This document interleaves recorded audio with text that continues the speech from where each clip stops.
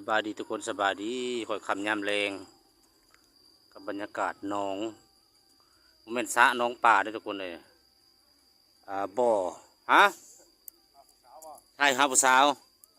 บ่อทายเอาบ่อมองเขาจะเอาทองนี่แหล้วนี่ขึ้นมานั่งนี่ได้ปะนี่เขาบ่ให้มานั่งนี่ได้เนาะเกือบไฟทิมเกือบนะตัวพี่น้องอันนี้คือบ่อที่ว่าเขาขุดเอาแร่แล้วนั่นนี่นะบ่อแร่ทองคำนั่นนี่ฝนตกบางเดือนก่อนนะโอ้น้ำเต็มเลยทุกคนปูนเขาสูบมาน่ะที่เขาขุดเอาภูเขาลูกนั่นน่ะเป็นเขาขุดทองขุดแร่ใช่ผู้สาวบ่ใช่เขาหาปลาบ่บ่อเลิกกระโดดเขาจะลงได้ผมลึกบริบาลได้ทุกคนเลยนะอันตรายเลยนะเจ้าพังเพลงยังนะเพลงจีนบ่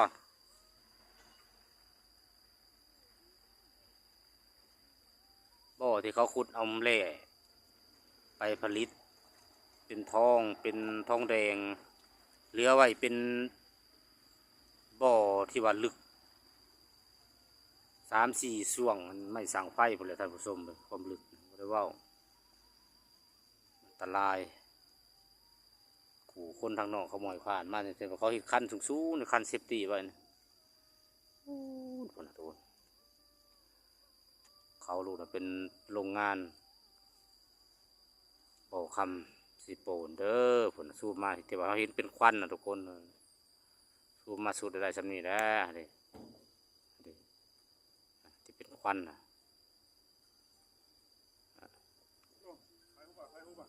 ถ่ายรูปแล้วเนาะถ่ายรูปเอาบ่อที่เขาขุดเอาเลยนี่แหละมียังในรถนะคือหลายอย่างใช่ไหมยังน่ะในรถจันเป็นยังไงน่ะลืมปิดสวิตช์แมปอยู่ใช่เป็นยังน่ะนุ่มโอ้กับเอิญโอ้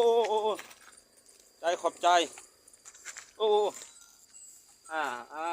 โถโอ้คือห่อนเลยห่อนก็กินได้เนาะขอบใจหลายๆไปปิดอันไฟรถก็เด้อแมปอยู่โอ้ยมีหัวแฟมเพิร์ดมาแถวหนึ่ง